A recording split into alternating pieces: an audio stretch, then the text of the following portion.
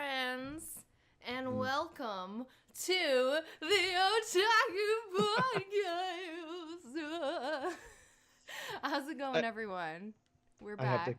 I have to question if that's going to happen every time. Every single time we do a podcast, David is going to have to deal. He's going to have to watch back in editing of me being like, and then at the end of the year, we're going to have a montage. The Sachie Otaku dance montage. It's going to be great. Yeah, you know what else is great? The content we have planned in today's podcast. See, I'm in this weird habit right now because earlier David and I were doing a sound test in like these weird southern accents. We were like, "Hi, David, how's it going? Are you ready to talk about My Hero Academia?" To be fair, this was entirely her idea, but I just sort of played along for the purposes of the test. But no, it was fun. I'm really looking forward to that special clip, which we will let you guys watch as like a Christmas present. I'll probably put it on. We'll find a way to put it up on the Otaku channel. Mm-hmm. Maybe on mine as well, but I don't know. I did put out some content on my own channel for the first time in God knows how long. Tell us about it, David. We're gonna kick off this podcast with news, and then we're gonna jump into our daily question, I think. Mm-hmm. Yeah. Recently a guy in California, his name's Scoringo on the internet. He asked if I'd be willing to edit a video for an abridged project of his. And I had no involvement in it whatsoever. They just needed somebody to edit it. And I just said, sure, I can do it. I have some time. Mm-hmm. And it ended up being a lot of fun making it. I got to create some custom sound effects. And they ended up really liking it. It was funny because the other guy who worked with him was the guy who's made the other more popular Nisekoi Bridge series on YouTube. So it was sort of, and I'd never communicated with the guy before. And then I got the chance to talk to him over Skype with Scoringo. And I said, so this is interesting, meeting my main competition. And the first thing he said was, "Oh, dude, I don't take this seriously at all. We just do this because we love anime and we have some fun with it." And I said, "You know what? I'm happy to hear that, and it's not just I'm trying to tank your channel, exactly, or anything silly like that." But that project ended up becoming something called Indexment, which is an abridgment of a certain magical index, and you can find the editor's cut on my channel and the uncut version on Scoringo's channel. So go check both out because there's some subtle differences in both that I'm really quite proud of. And what's your YouTube channel again? So on my YouTube channel, you can find me at DB Steel Media. That's DB, B as in Bob, STEELE Media. D Bob Steel Media. Well, it's not. Well, I don't know. That's not what the B stands for, but it's more so people didn't think I was saying V as in Victor or Victoria or anything like that. That's true. We have our amazing Canadian accents that just slur everything together. As for me, since our last podcast, I have done nothing. I started playing Heroes of the Storm. Big news. Everyone got super salty about Overwatch, and the community is like gone to shit now, and everyone, okay.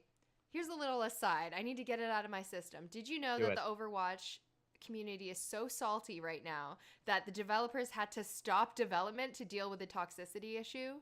Oh my God! Seriously? Jeff Kaplan, the father of Overwatch, was like, "No, we gotta fix this shit.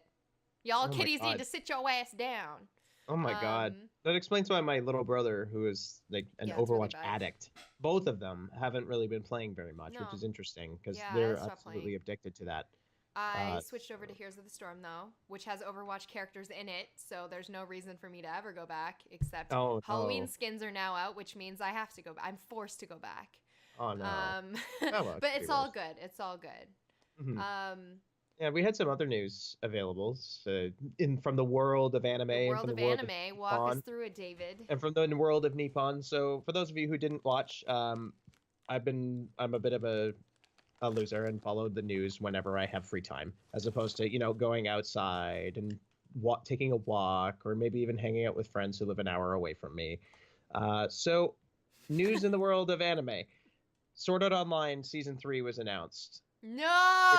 Let it die. So, that's the interesting thing. It's the arc they're going for is the Alicization arc, I think. I'm not too familiar with that, but apparently it's the next step of the light novels, and apparently that section of the light novels is actually really good. Can we, future podcast topic. Why are the Japanese so fascinated with the word Alice? In every anime, they somehow find a way to incorporate it. I don't understand. Yeah. What I do know from the trailer that Aniplex put out for it is that Alice is an acronym. They somehow, find a way to incorporate it?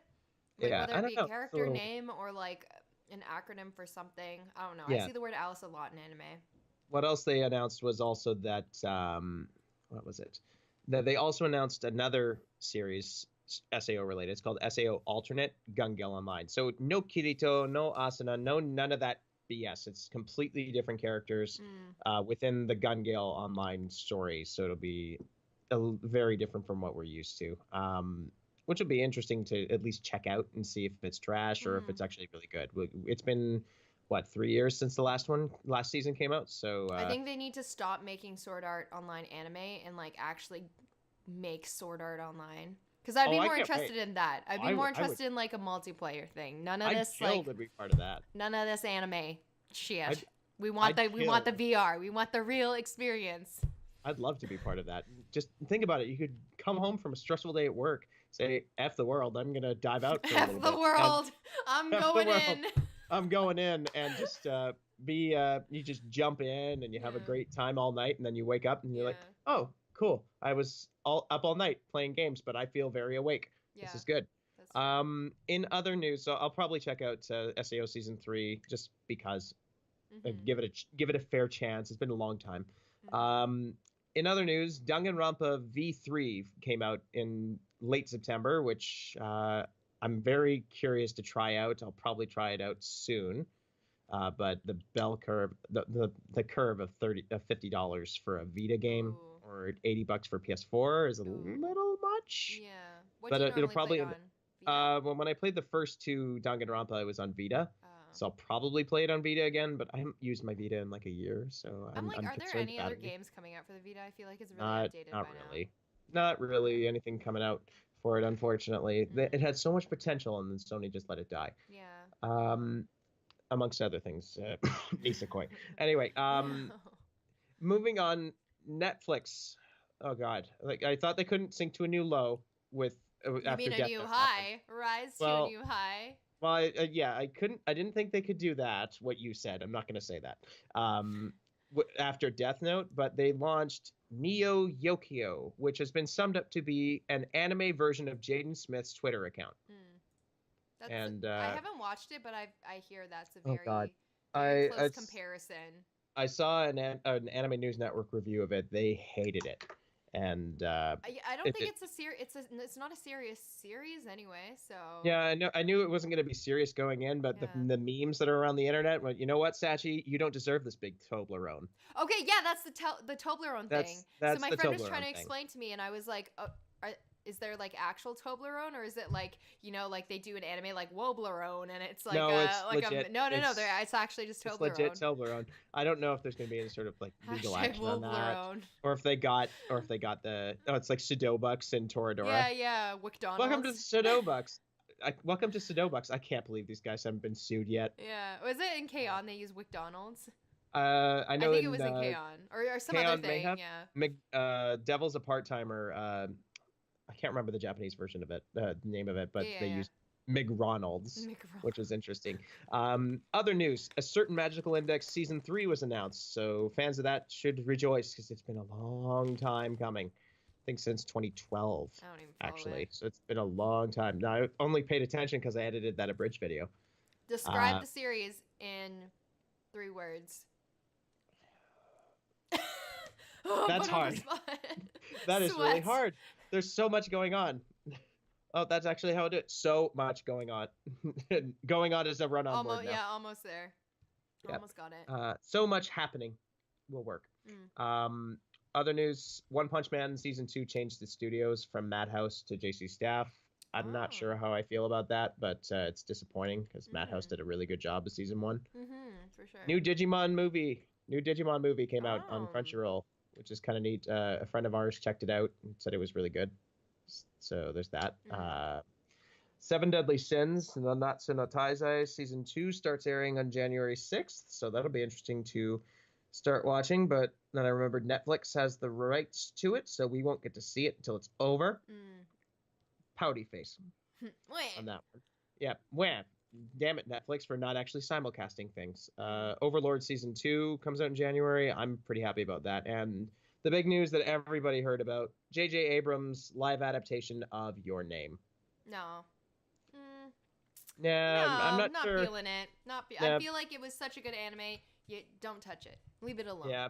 It was, my old boss said it wasn't even a good anime, it was a good movie, as he put it. Yeah. So, they might pull an Attack on Titan and just make it like shit. Oh, I hope they don't do that. But when we were discussing this a couple of weeks ago, when the announcement came out, it reminded us of something rather irritating about Your Name, which is what happens when you try to make live versions of things. And so we're going to be introducing a one-off segment, maybe. Maybe it's a one-off. We might do it again. We'll see. We'll do it again. We'll see. And so it's a new game. It's called Is There Porn of It? Oh, yeah. Okay, so this is our new game that we jokingly suggested last time, but then we were like, no, this would actually make a really funny podcast feature. Yeah, maybe. Maybe not. I don't know. I'm kind of down, so it probably won't work. So here's the question for everyone so far. Is there a porn of it? We're going to give you some anime series, and you can let us know if you think or have watched the porn. So here's the thing. Know. Is there a porn of it? Yes. Aura490 says yes to every question. So the question here is there professionally produced pornography with a studio willing to put its name on it? So any porn company you've ever heard of your favorite content. Of course they're willing to put their name on it. Well, that's the thing, though. I mean, is it going to be some sort of like backwater studio no one's ever heard of, or is it going to be one of the ones reputable porn company, or is it going to be one of the ones that are in memes all the time? Yeah. I think. So this favorite content expands to video games, movies, TV shows, etc. But here's the condition for this question: you don't get to go to porn sites to actually find out about them. I mean. So did you hear? I mean, the people will go. The people will go. You can't be like, yes, there is a porn of this anime, but you're not allowed to go watch it. No. Well, that's more. Does it exist? Does it exist? Does it exist? Here I am fighting for weeb rights to go to porn sites. I'm an activist. Okay, go right ahead. Okay. If you'll excuse me, I'll be the true weeb and just open up my Marvel Pop. So we did a little digging. So Your Name. Sachie, is there a porn of it? Yes, because I have seen an article about it, and I remember seeing the promotional artwork, not artwork. Yeah, let's just call it the promotional cover or whatever. Promotional cover, and basically they ruined this. Was it supposed to be the ribbon, the symbolic like ribbon, her hair tie? They basically made that into like with shibari like rope harnessing things. Yeah, so there's rope porn of Your Name apparently. From the article we saw that on was from My Anime List. Seen an article. And we, you know what? If I could post the link to the chat, I would. But this is a link from My Anime List, and it's saying we'll let you do your own research. Yeah, the article said that for Kimi no Nawa, it's Your Name. But for this parody, it's in English. It's called Your Ropes. So Kimi no Nawa. Nawa. So apparently, they just squeezed na and wa together. It means rope. So it's a play on words. Okay, so it's some witty like intern at the porn company was like, hey. All right. Intern that is probably now full on employee. So here's another one. Death Note. Does it exist? I feel like with any like really popular series, yes. For the freaky ones out there, I don't know. It would be like, who would it be between? No idea. I'm Sachie asking the real questions here. You gotta ask the real Ryuk questions. And Light, or is it actually and Light, or like L, or what? So this is the thing. I found an article through Reddit, and it's on a website called Ranker.com, and it's for Anime Underground. And the article is called 13 Anime Porn Parodies You Won't Believe Actually Exist. And number 1 is called Sex Note, the first Death Note XXX parody. That's like the easiest thing ever. And they're showing an image here that just sort of describes what it is. It just describes what it is, and it says the person that finds the sex note will be its owner. Every name he or she writes in the booklet will be. That's a really good plot, actually. The grammar is terrible. Every names he/she writes in the booklet will be slave for his/her desires. Like, what the hell? No, that's a really good Grammar's concept. terrible. I think. Yeah, it's that's pretty dumb, but that's an excellent plot. That does exist, sadly. This one made me sad. Final Fantasy 15. Does it exist? Probably. I haven't actually played Final Fantasy, but I know there are a lot of like really hot characters. So is this the newest one? Oh, the newest one was great. It was so much fun. The porn or the actual game? The game. I've not watched this porn. Okay. I have standards. By the way, welcome to everyone who's tuning in who thought this podcast is going to be about My Hero Academia. We had to get the porn out of the system before we started talking about that. We're getting there. But yes, Rule 34 is basically the fact that everything has a porn, basically. Rule 34, Urban Dictionary defines it as generally accepted internet rule that states pornography or sexually related material exists for any conceivable subject. Mm-hmm.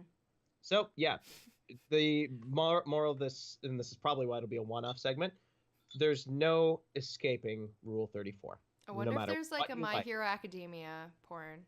Someone in the comments, please check this up for us while we dive headfirst into our first segment. So yeah, we're getting into the real stuff now. We are here. Sorry for the delay. No, we got to get the porn out of the system first. That's like a rule. As Aura said, this is the Otaku Porncast. So we're going to be talking about My Hero Academia Season 2. If you missed our podcast on Season 1, we will link it down below in the comments if you're watching on YouTube right now. Mm-hmm. So basically, that one we talked about. Where did we leave off in Season 1? I can't remember. Season 1 left off at the attack by the League of Villains. Oh, yeah, the Nomu thing. The Nomu attacks at the... I don't remember the name of the complex, but it's like this natural disasters rescue facility. It's the testing facility, right? Yeah. Yes. Yeah. I couldn't think of the name for what it was called. But that was a very interesting point to leave off, because it sort of seemed like they were saying, okay, we're not sure if people are going to like this enough to continue. So it's a good enough point where you could just leave it, where there could be more, and there may not be. Mm-hmm. Anyway, it picks up right after that. And they jump straight into the first main arc, which is the school sports festival. Yes. So we do have a brief synopsis of where Season 2 will go compared to the My Anime List synopsis from last time. This one's from Funimation. It's a little more markety. I found that it was a little more interesting rather than bombardment with information, never ending. Sachie, you've always read those. I would not want to insert myself into that. All right. I will do the honors. So, Funimation's synopsis of Season 2 is, in a world where 80% of the population has some kind of superpowered quirk, Izuku, I can never get the pronunciation, Deku, was unlucky to be born completely normal, but that won't stop him from enrolling in a prestigious hero academy. Now the promising freshman class is making its debut at the world-renowned UA Sports Festival, and that's the arc's name. That's the arc's name. So. What's the first name of this academy? I don't know. Is it literally just called UA? They call it UA High. I can't remember. UA High, okay. I don't know what they call it. Somebody look that up. I was just I had this panic moment where I'm like, have they been referring it to the actual name? And I just can't remember anything at this moment. No, they haven't said anything about it. It's Quirk versus Quirk as our young heroes face off in the ultimate showdown. Whoa! Yeah. So. Yes. Question of the day, the real question of the day. None of that other crap that we dealt with. What did you think of the sports festival arc in particular? Okay, so. Was it worth all the hype? The sports festival arc, I was just getting Naruto Chunin exam vibes the entire time. Yeah. I'm like, so the reason why. Mainly this is in the last part. So I'm thinking of when they start doing the 1v1s against each other. and I was drawing parallels between like Naruto characters.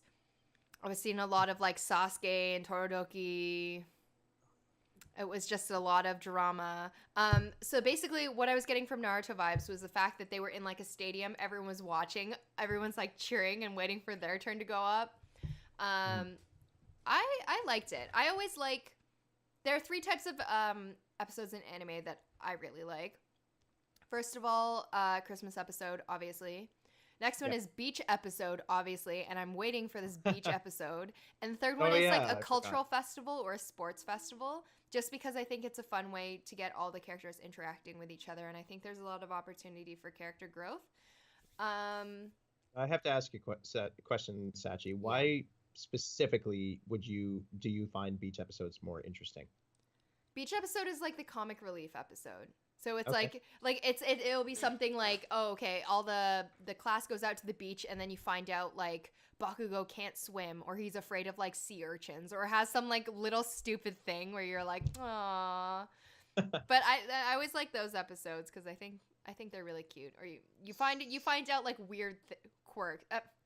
Well, I guess in this case, not really quirks, but like weird quirks about different characters. Okay. So yeah, no, I really liked it. So in other words, you watch the beach episodes for the plot. Oh, actually, yes. No, Scarlet Rook brings up a point. Todoroki is more like Neji. Yeah. Sorry, I was trying to like figure out parallels. I'm seeing, the reason why I said Todoroki is because he has like daddy issues, whereas like Neji. I was also thinking like issues. I was thinking also like he's kind of like Sasuke because Sasuke has like big brother issues and like family issues. Yeah. So family issues broadly, yes. I can see that. No, but I do get the Neji comparison. But yeah, no, I really was getting Naruto vibes from it. I really liked the beginning and the middle parts where they were kind of filtering down people by those like little individual tests that they had to go through. Yes. One of my favorite moments in the series is actually when they are doing their obstacle course and they get to the area with the landmines, and what's his name, Deku starts collecting all the landmines, and he kind of figures out a way of how everyone's going slowly across this minefield to like tread across and make sure they don't explode, but he like collects them and then jumps on them and it sends him flying all the way to the front. I thought that was really funny. That was one of my favorite moments. Yeah, that was one of my favorite moments. Yeah. What about you? What are your thoughts on the school festival? In the school festival arc, probably the fight between there's a lot of fights in there that are really good. Otaku and what's his face? Bakugo. That fight was interesting. It was an interesting fight. More so because you would know going in, you know how, in terms of power, how outclassed Ochako is. But at the same time, she's very quick on her feet and very creative with her solutions that she comes up with. So I think that was really interesting to watch. Obvious cop-out answer, but not really a cop-out answer. Deku versus Todoroki was awesome for a variety of reasons. Do you mean the part where they had to do the cavalry? No, testing? Not well. Yes and no. I mean, that one was interesting, but more so the one-on-one fights. Yeah, that's true. Yeah, the reason why fights. Oh, sorry. No, the reason why I really liked the part where they were doing the cavalry test was between Todoroki and Deku, but it was more about you got to figure out, or you kind of got to see their team dynamics. Yeah. Because I thought, oh my gosh, I can't remember their names. The bird guy. Oh, you got to learn more about the Birdman. I can't remember his name. I can't remember his name. Yeah, no, there's so many characters. There's so many characters. Birdman. Birdman. So, okay, you already got the plot twist of Deku having, 10 million points or something on his head. So nobody wanted to be in his team. First. And then you kind of find, okay, who are going to be the suckers that decide to go with him. And Ochako decides because, she's awesome. Yeah, she's a cutie. Then there's crazy invention girl who is also, wait, what's her name? It's like Hatsume. Hatsume. I can't remember her last name. Is it supposed to be a spin-off of Hatsune Miku? Isn't it like Matsune Hiku or something? Maybe. I mean, Hatsune is her name, so I would pull it. I'm pretty sure I remember hearing it and I was like, oh, Vocaloid reference. Lots of references in this show that are very subtle. which is great. We will get to that in a second. Yes. Gran Torino. God. I loved Invention Girl. She was like one of my favorite characters. Just from the point where she's from another class, like the support program or whatever, and her whole purpose of being in there is literally just so she can show off. Like, she doesn't give a fuck about. Got her name. I got her name. Mei Hatsume. Mei Hatsume. Okay. I remember, maybe it was probably the Hatsume part where I was like, oh, that reminds me of Hatsune Miku. And then I remember. No, I loved Invention Girl because she like did not give a fuck about the actual exam. She's like, you know what? I want to get hired. I want to go out and get a real job. I don't want none of this hero bullshit. Yeah, I found the name of bird guy, Fumikage Tokoyami. No, he's Birdman. I'm never gonna remember that. Yeah, that's Birdman, but Tokoyami. And Hi, here's a way to remember his name. His hero name is Tsukuyomi, so you can tie the relation to Naruto again with attacks and so forth. But yeah, no, he's got his whole dark shadow bird thing, which is pretty awesome. And I like the science behind that, where they told there was someone else in the other team that basically directly countered his ability, his quirk. But yeah, I really liked her. The whole one-on-one that she did with Ida, yeah, they had the one-on-one. Yes. I like the one-on-one because she was basically like, oh, look at this amazing thing, all thanks to my invention. Oh, I'm up in the air, all thanks to my invention. And then at the end where she's like... She just gives up. Yeah, she's like, okay, I better wrap this up now. Oh, so she stepped out of bounds. She's out now. I was like, oh. But she did it on purpose, and she completely schooled Ida in the process, which was hilarious. I would have liked to see her actually fight, though, and I hope she becomes more of a reoccurring character in the future. Yeah. There was also a moment... I need to reference my sheet for names.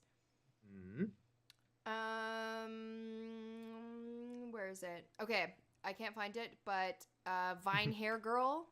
Yes, Shiozaki. Yeah, Shiozaki. Who is basically like, I'm amazing. I'm the shit. And then he goes and sees the Vine Girl come out, and he's like, oh, she's beautiful. Wow, she's so cute. I should ask her out after I beat her, and then like instantly gets beat. That's the type of comedy I look for. Yes, I love those little moments like that. I really like my trend, like the thing that I love in anime that's definitely a trend is tough guy who's actually like a softie, or tough guy who isn't as tough as he seems. Yeah, like puts on an act, but has something else going on. Much like Matt. Okay. I love it. It's I can't speak from experience on that one, but... I hope not. No, I love can't. it. And this kind of one of the series that I really like is Ore Monogatari. Yes. Where you have big tough guy who like is not big and tough at all. Okay, so you have that kind of thing going for you, so that works out well. So one of the things that I really liked in season 2, and I believe it was during the one-on-ones where we got to see more of Todoroki's background. And that was basically him explaining his backstory. And I remember watching the series and literally thinking, I'm getting kind of like Zuko from Avatar vibes. Okay. He's got the scar, he's got the daddy issues, and he's like driven by like this sense of having to like overcome and like redemption kind of. Yeah. So anyway, I was just getting like Avatar vibes from that. I don't know. Do you see that as well? Yeah. Yeah, I definitely see that. Though I'm not too familiar with Avatar, I can make some distinctions with a variety of other characters I've seen in media. Yeah. So I can definitely see that. And he's got this drive to prove himself that to himself and to everyone else that he's not his father. Yeah. He's not his father's pawn. He's just his own person, but at the same time he's hindering himself doing it. So that was one thing I disliked about the arc, but at the same time could understand. His dad's a dick. Endeavor is such a dick. Yes, that's one thing I hated about Endeavor was just an enormous dick when he was talking to Todoroki before fighting Deku. So sad. So it's sad, but at the same time, the dub version had a hilarious bit between Todoroki and Deku before they fought. Yeah. Where Todoroki's talking to him saying, "You All Might's always hanging around you and always sort of hovering over you as if he's some sort of mentor. So are you really All Might's secret love child or something? That was funny. Good, yeah. That was hilarious. I thought that's absolutely hilarious. That was probably the funniest part of that arc to me anyway. Yeah. But then it just got back to being awesome. Yeah. I was really sad in that episode, especially when he was talking about his mom and like why he doesn't use his fiery side. Because he doesn't want to be like his dad. Like he doesn't want to use it to bully other people. I was like, okay, here's me thinking that I hate every guy in Boku. No, in My Hero Academia. I'm not gonna go with the Japanese. But here's me being like, oh, every guy is lame. I like instantly take Bakugo as an example, who's just annoying, and I need to get bitch boy. Yeah, whiny bitch boy. Every guy in this series is just whining constantly. I'm over it, and then Todoroki comes, and I'm like, oh no, I'm starting to feel emotions. Oh no, tragic backstory, not like this. But yeah, no, I really enjoyed it. The arc in particular of this tournament arc was great. I'm sure people have seen the memes about tournament arc, and you can thank Giga for that. He just went on this massive splurge about how he loves tournament arcs, especially My Hero Academia's. I do love tournament arcs too. Well, they're great. I mean, it's predictable, but at the same time, somebody's going to come out on top. But at the same time, unless you've read the manga, you're not necessarily going to know who or how. So it's just sort of going in blind can be great. Excuse me. I feel like most of the time you could apply the formula. If it looks like he's going to lose, he'll win. Except in the tournament arc, there are moments like Deku.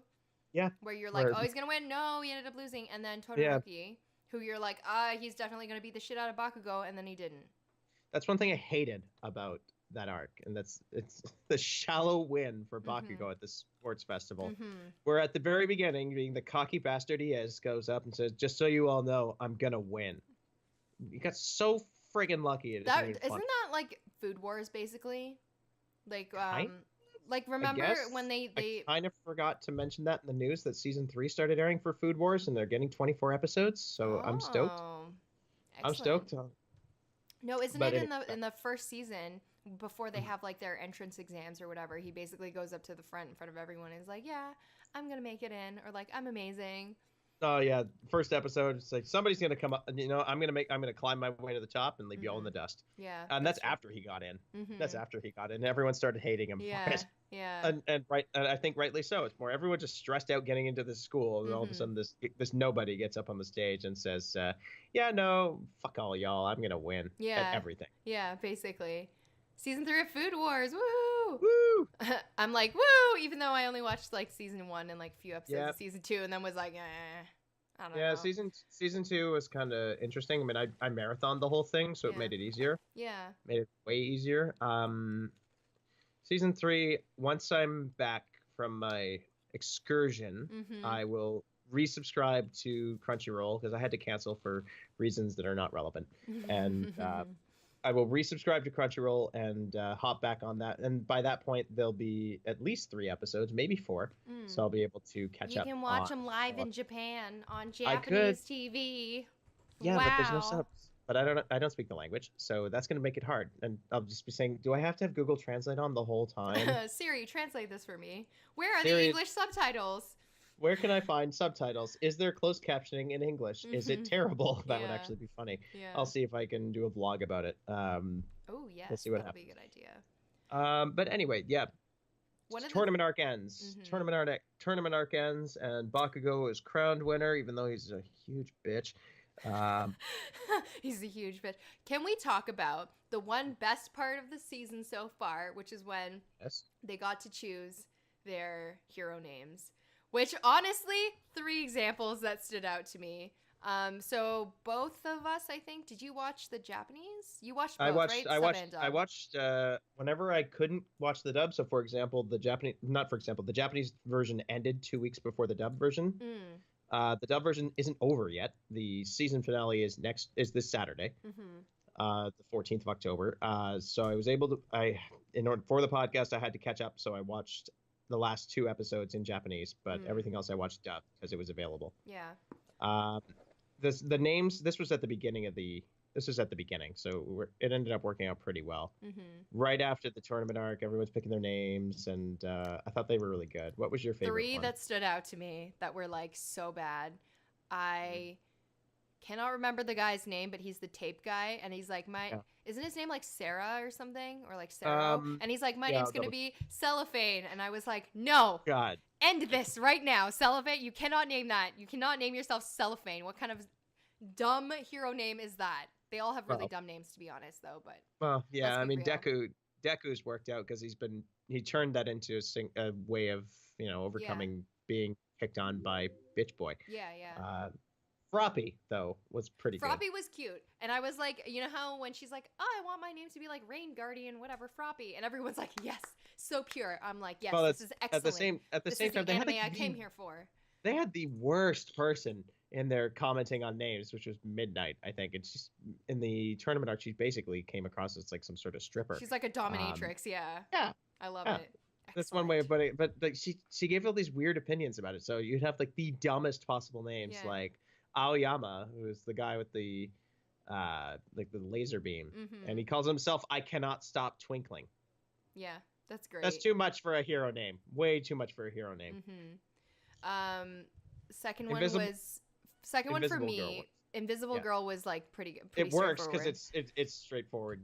We don't even know what she looks like. Somebody throw paint on her face. I know. I want to see that. I want to see that. There better be a reveal. I hope so. Hopefully in the upcoming beach episode, if there ever is one, she'll be like, oh, when she's exposed to water, you can see her. Second one was Minetta, who has grape juice as his name. First of all, what kind of dumbass name is grape juice? Oh, look, grape juice is here. And like his attack names, like, isn't he, when he was battling Midnight, he had some, I can't remember what it was called. He was like, grape juice rope or something. Oh, yeah. He had some really stupid attack name, and I'm sitting here being like, nah, bitch. Why? No. At the same time, this grape is... juice. Look, it's grape juice Minetta, here to save us now. Terrible. Yeah, the grape juice. Yeah, I said it last time with our first season episode. I do not like Minetta. At least he had some character development near the end where you get to really understand his motivations and. But other than that, it's more. This is the kind of character who's just thrown in there to be the unbelievable pervert. That's true. Aaron, it's grape juice, not rape juice. God. They should have called him Grape Drank. That would have been good. Oh, look, it's Grape Drank. Grape Drank. Grape Drank is here to save us. I don't know. Yeah, no, that was awful. It was an awful name. Pinky was pretty bad for Ashido. Yes. The one with the acid. So terrible. No, but grape juice was a good one.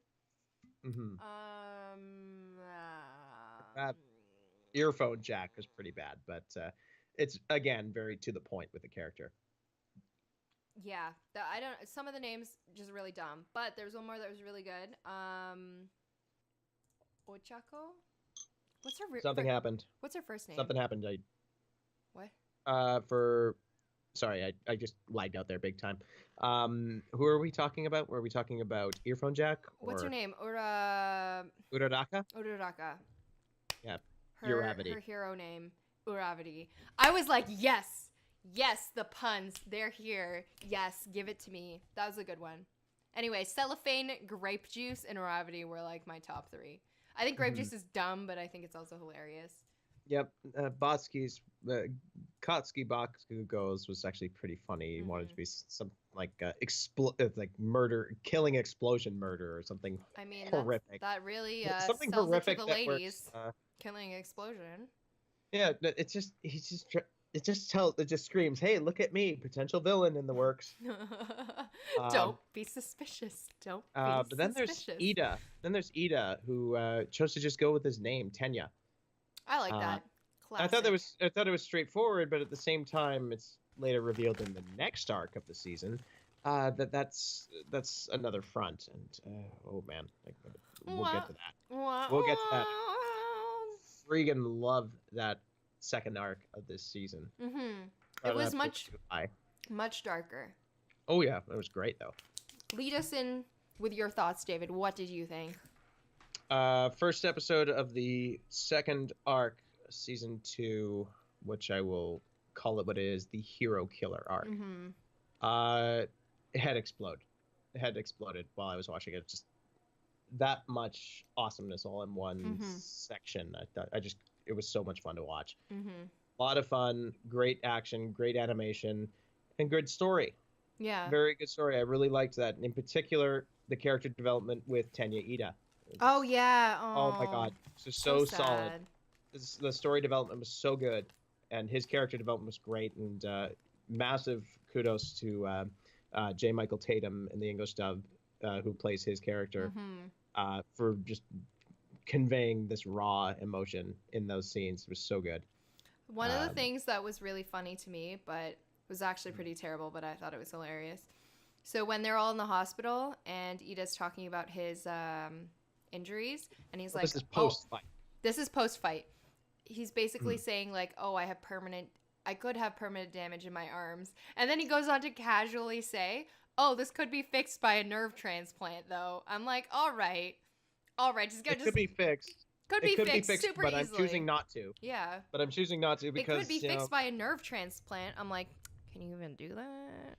Yeah, it is a thing. It is an actual procedure. You can do that. Yeah, no, I thought it was kind of interesting how they did that. Where he just sort of carries that scar willingly, saying, I need to remind myself not to lose sight of who I am again. So noble. When Ida went dark in that particular section, it was just, oh my God, this is great. It was great. Another thing I thought was hilarious, which again is probably not supposed to be hilarious, but I thought it was funny, is when Stain removes his scarf thing. And I was like, oh my God, it's Ryuk from Death Note. They've got the same facial structure. Yeah, the same facial structure. I'm like, there's so many crossovers in this anime. What's happening? Great. Who are these people? That's great. No, I really liked Stain just as a character, just because he was so dark and he's very disruptive. Yeah, very disruptive. But it also, one thing I hated about this arc was Tomura Shigaraki, the bad guy from last arc. What the hell does he even do? He's really annoying. What does he even do? He just hangs out like this. Yeah, this is me whenever I see him. He's the hand guy. It's the hand guy. Yeah. I also forgot to mention for the tournament arc, there's one character I absolutely hate, and that's Nato Monoma. He's the power thief guy. Oh yeah. He's such a condescending prick. He's like the token like shithead. Yeah, that's probably the best way to put it. Token shithead. From Class 1B. Yeah. From Class 1B, and then there's his female counterpart whose name I cannot remember, who just sort of drags him back to Earth. Yeah. It's like, get your head out of your ass and stop trying to. No, come back. Enough of that crap. Here it is. Itsuka Kendo is. Yes. She just drags his ass through the mud, and rightly so. He deserves it. I'm trying to remember other parts of that arc without giving away everything, because I want people to actually watch the hero killer arc. So Deku figuring out his power a little more was always good. Okay, can we go into a discussion here? Yes. About the one for all and all for one thing, because I'm still trying to comprehend how it works. Yeah. So I have a pretty good grasp. Basically, in the series, All Might is kind of explaining how these powers came to be. And so he said they're basically started out with two brothers. One of them was born without a quirk, or so they thought, and the other one was given the quirk to pass on what he had. Steal power. All for one is the ability to just rip powers from anyone else and give them to whoever you want. Okay. And so his quirkless little brother, who was sick all the time, not very healthy, that kind of thing, he just... The assumption is that the power was forced onto him, and it was just a stockpiling power. Yeah. It was a power to just continue to build things. It wasn't anything about strength or literally just holding on to it. It's just stockpiling. Okay. And he just gives it to his brother. But at the same time, the brother who was quirkless actually did have a quirk, and the quirk was, you can actually pass things on, which is kind of useless without a quirk. So you literally, that's why they had to be together for it to work. Okay. And at the same time, he just, the younger brother who was always sick, he's seeing what his evil older brother's doing, conquering Japan, terrorizing people, saying, yeah, man, F you. I hate what you're doing, and I'm going to try and put a stop to it, but he failed. And so he passes on. Second person, they failed. Third person, they failed. Fourth person, they failed. Fifth person, they failed. And then All Might. Oh, okay. Okay. So when he was first trying to like explain it, I was like, I don't really get what's going on here. How exactly does that work? Yeah, it's a little confusing at times. But I just listened to it, and a couple of times after that, I was able to piece it all together. Yeah. Okay. I think that's interesting, especially with the fact when you start linking that to the medication or that drug that All Might kind of figures out later on that is involved with a Nomu and being able to take multiple people's quirks and like people's DNA and basically like merge them together. Yeah, but what he was saying was that the problem with All for One is that he would try experimenting on people and just forcing multiple powers into people, and at that point it would just sort of destroy who they were. So we can assume that the Nomus are not genetic creations. They're people. They're people that have just been like fused together. They've been not even fused together. They've had so many quirks put into them that they basically blew up. They have no sense of who they are anymore. They've just fundamentally changed, which is disappointing for them, obviously. They can't really do anything anymore. Yeah. This arc was definitely one that I really liked, and I think it brings things into a more serious direction, whereas like you kind of start out and it's all like pretty light and fancy, really light and fancy. What am I talking about? It's not fancy. Light and fluffy. And it's like, oh, self-discovery. Oh, okay, we're going to put you into teams. Yay, we're making friends. We're doing all these cute exercises. There's a hero that kills other people. There's a guy shoving powers into other people. Like, what the hell? When did all this happen? Yeah. Now I got to say something about about that arc. And I know we were just grimacing about how much of an absolute dick Endeavor is. Yeah. But there's that one scene where he just shows up and saves the day. Where all those other pro heroes are just completely helpless against Nomu, just absolutely massacres them. That was awesome. That was awesome. The music was great for that. Enough where I said, okay, when the soundtrack comes out, I'm buying it, and I did that. It's sold me. I got it. So you already bought it then? Oh yeah. How? They had it on iTunes around the world, I think. Oh, okay. For like $10, I think. I'm just gonna check it right now in case anyone's interested in buying the amazing music from My Hero Academia. You can get both seasons on iTunes. While you're doing that, here's a question for you, David. How much My Hero Academia stuff are you gonna buy when you're in Japan? Are you gonna buy a ton? Or are you gonna restrain yourself? I think I have to restrain myself, but at the same time, it depends on what I see. Depends on what's out there, right? It does depend, because I haven't actually looked into a lot of merch. Oh, that's true. So we'll see how that works out. Yeah, that's exciting. Any moments that in particular you just really did not like about both arcs? Or was it just the fact that Endeavor's a dick and you didn't like, and then Todoroki having his variety of other problems? Yeah, so 3 moments stuck out for me. First one was Endeavor being annoying as fuck, where he was just like up in everyone's face and he was just like a big man baby and he was just crying constantly. Second, I feel like, here's me being judgmental. I'm like, I don't like daddy issues in anime. I feel like people need to get over the daddy issues, whereas it's probably an issue that a lot of people identify with, so maybe it's good to have it in there. But at the same time, it's more like mommy issues too, because she's the one who he's kind of assaulted him. He's kind of got both. He's got a lot of issues going on there. Messed up. It's messed up. He's got a lot of family issues, which is sad. Yeah. And then the third thing was the brainwashing dude, Shinso. He was just really annoying. Like, I didn't like him as a character. And condescending. He was annoying. And then just another man baby. I'm just done with the man babies in this. Yet I continue to watch this. So I don't understand. Yeah. What about you, David? Parts I disliked, probably the last 2 episodes of the season, where the League of Villains starts getting more creepy, effed up people showing up in the bar, trying to join the club of bad people, which is hilarious actually, because you see all this supposedly super villain organization. They're literally meeting in a friggin' bar. And they're so run down, and it's two guys. It's how can we not be evil? Where is the least suspicious place? What is the least suspicious place you could be? Gran Torino, the guy who Deku interned with, he sort of bugged me a bit, more so because he played off a bunch of stereotypes about the old guy, old man character, old man character who seems to be forgetting everything, which is not necessary. Considering it's culture funny. In Japan, revere your elders, as opposed to, hey, this elder has dementia or Alzheimer's or something horrible. That is true. Something horrible like that. They don't make fun of that kind of thing. Yeah, it's funny though, because before I was asking David, I was like, where have I heard the name Gran Torino before? I feel like I was like, this seems like something, like it feels very familiar to me. And we look it up, and it's a movie with Clint Eastwood, and I'm like, oh. I think I remember the one. I remember the ads for it. You just see Clint Eastwood holding a shotgun, pointing at a bunch of guys. He's just saying, "Get off my lawn." Yeah. Oh, it's so the Soldier dumb. 76 line.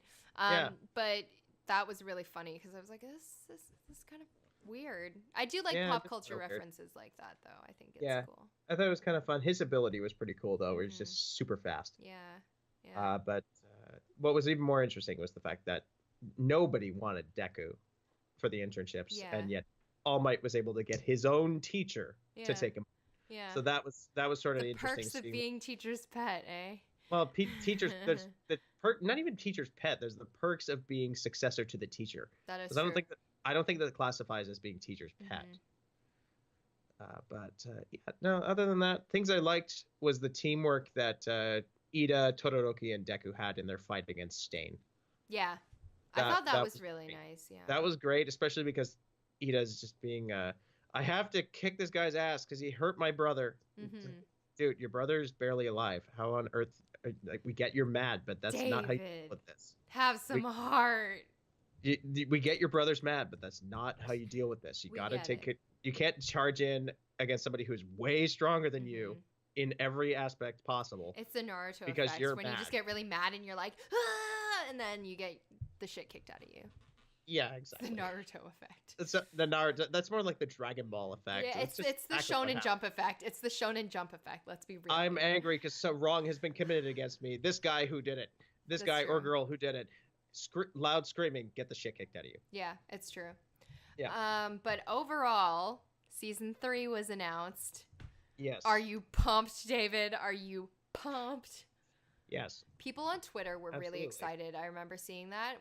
So I know like big things are happening because I want to say like half of the people I'm following are all just like really big anime weebs. And anytime there's like a big anime thing that happens, my entire feed is just like season 3.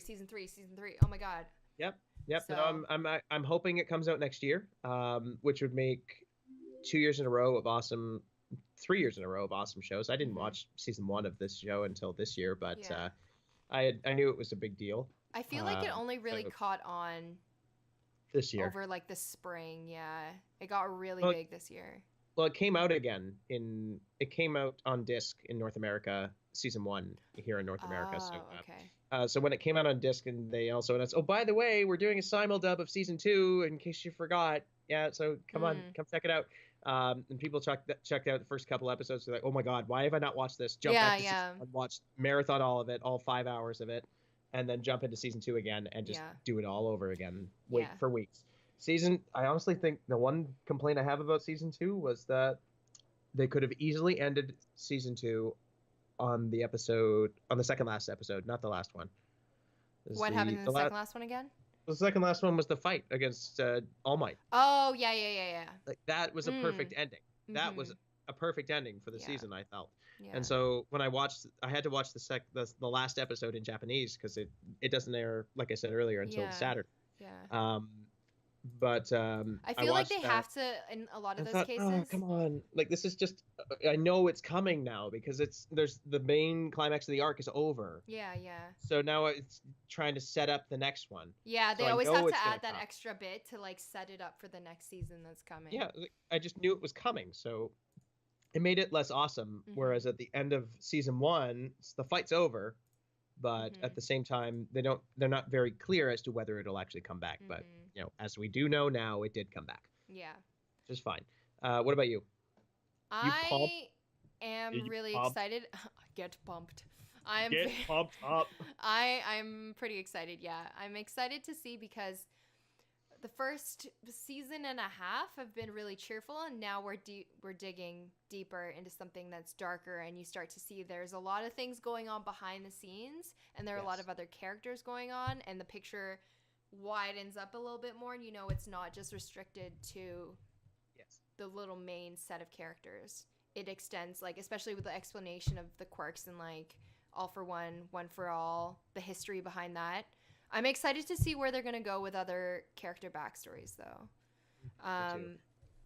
The filler arc with Froppy, though, that was really cute. I really like that. A lot of people hate filler, but at the same time, that was good filler. That was a nice filler, and I feel like Froppy's one of those, like, characters that people weren't expecting to get as popular as they did. Like, she was just a cute little side character, and then bam, everyone loves Froppy. Yeah, no, I think what really helped reestablish her, in my view anyway, was in the fights with the teachers. Froppy got paired up with Bird Guy. And I feel like she works well with almost everyone. Really, she's so good at working with everyone. Her team, her compatibility for teamwork is like top of the class. Forget everyone else. She is awesome with this. Tokoyami's stuck in a complete bind, and yet she figures out a strategy to win. Yeah, she's really which cute. Is awesome. I'm also excited to see if they explore some of Uraraka's backstory. Because we kind of, like, she's kind of explained it with, like, oh, I want to do this so I can provide for my family and, like, look out for my family. But I want to see, like, I want, like, a specific backstory. Because we've gotten, who've we gotten so far? We have a lot of Deku stuff. Oh, we have, of course. We have Todoroki. Todoroki's backstory, about how his mom burned his face. How his dad is a huge prick. We have a Froppy filler-ish. It's not really history, but it was like a nice little filler. It's a filler thing during the internships, which, as I said earlier, is good filler. Yeah. Because it's building on the characters and reinforcing what we love about Froppy. Mm-hmm. So I want more backstory because I feel like we have a very shallow overview of a lot of characters. There was one team from the exam arc, the mini exam arc at the end of the season. Between Todoroki and Yaoyorozu, the one who can create things. Where the two of them just start working together really, really well, and they beat their teacher. While at the same time, the development within that story was really great. I'm not going to give it all away because I want everyone to go and watch it and have their own opinion. But after that episode aired, I noticed a lot of Reddits and a bunch of other tweets about shipping those two. Oh no. I've seen those too. Yeah. I thought okay, like it's literally they got thrown together because of their issues with working with people. Yeah.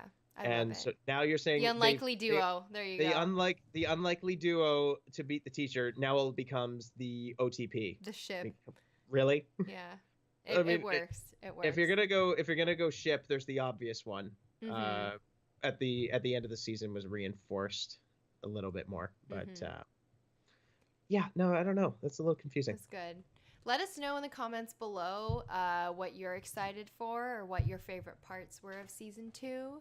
And we're definitely it's probably gonna be a while, but that's my fault. I'm sorry. No, I meant like for season 3. Oh yeah, that's it's like gonna be it's gonna be a little while, but once that happens, we will get back to you. I feel like this is gonna be a reoccurring series. Oh, absolutely, we got to come back to it. I'm thinking more Froppy, more Deku, more Todoroki, more everything. More crying man babies.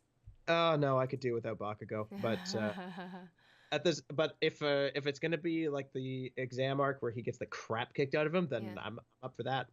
You know, I was thinking his hair kind of looks like a dandelion puff.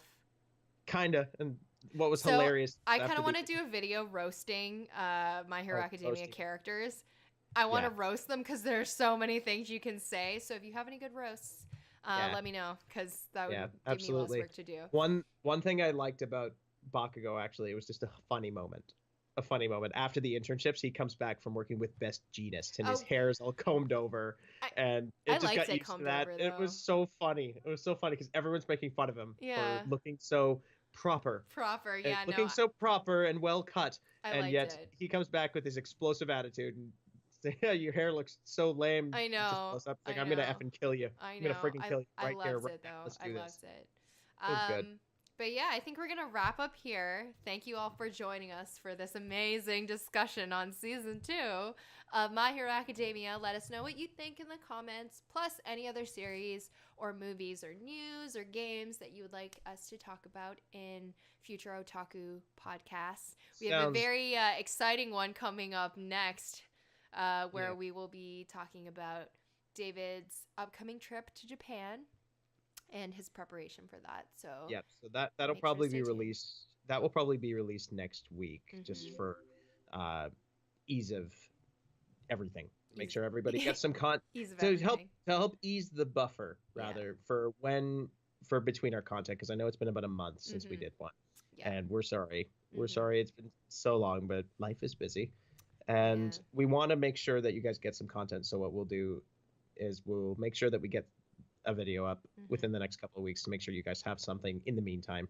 But I'm going to ask, before we go, to the chat who's paying attention, how do you guys feel about a Food Wars podcast? Because B wanted nothing to do with it, but we got on board for season 1.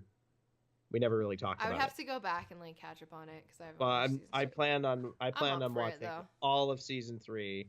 So I would gladly marathon all of season 1 and 2 again. I'm getting the box set for season 1 in the mail when I get back. So I'll check out the dub, see if it's any good. There's a couple of actors from My Hero Academia who are in that show. Cool. So I'm curious to see that. So yeah, I'm thinking maybe Food Wars, because it's topical and it's fun. Yeah. And and it's got something for everyone. It's got some interesting cooking inspirations. It's got some titties. It's got tits. It's got ass. It's got everything. Awesome. It's got a little something for everyone. A little something for everyone. I think it'd be fun to do. Yeah. So let us know what you think in the comments on Twitch and also on YouTube. Is Food Wars something we should look at? We'd be very happy to know what you think. Let us know if you want the food titties. All right, we're wrapping it up today. Thank you all for watching, and we'll catch you around in the next stream. Bye. Right. See you soon, everyone.